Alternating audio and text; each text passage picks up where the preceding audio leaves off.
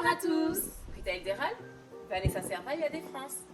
Vous avez tous entendu parler de ce fameux taux d'usure conçu pour préserver les consommateurs d'éventuels taux abusifs que pourraient pratiquer les établissements de crédit.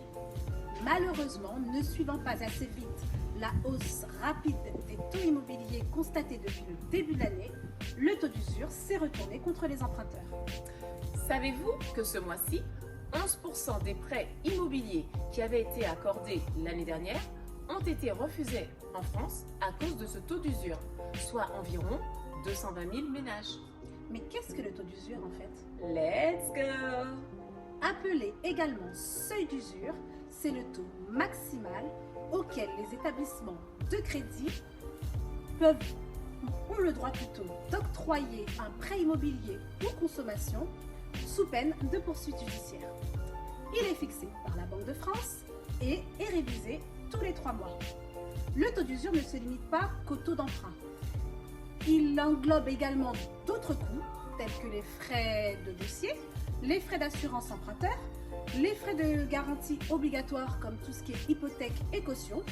Et pour faire court, la somme de tous ces frais viennent gonfler votre TAEG, ce qu'on appelle le taux annuel effectif global, dépassant ce fameux taux d'usure aujourd'hui fixé à 2,57 et amenant à un refus des banques. Le taux d'usure se calcule en se basant sur le taux effectif moyen pratiqué par les banques sur le trimestre précédent et augmenté d'un tiers. Il varie en fonction du type de prêt, immobilier ou de consommation, du montant et de la durée de l'emprunt. Pour un prêt à taux fixe inférieur à 20 ans, le taux d'usure est à 2,60. Pour un prêt à taux fixe supérieur à 20 ans, il est à 2,57. Pour un prêt à taux variable, il est à 2,45. Et pour un prêt relais, à 2,99. Mais comment contourner ce taux d'usure?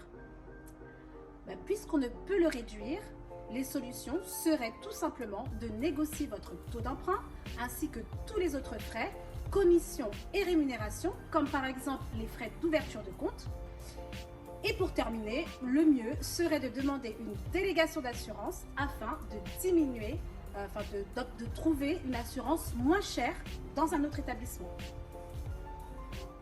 Bonne nouvelle, la Banque de France a confirmé que le taux d'usure serait réévalué le 1er octobre prochain avec l'accord du ministre de l'Économie et des Finances. Il devrait avoisiner les 3%, mais on vous tient au courant, on revient vers vous pour vous confirmer ce nouveau taux. Et oui, vous avez aimé ce post? Likez et partagez-le. À bientôt. bientôt. Ciao, ciao.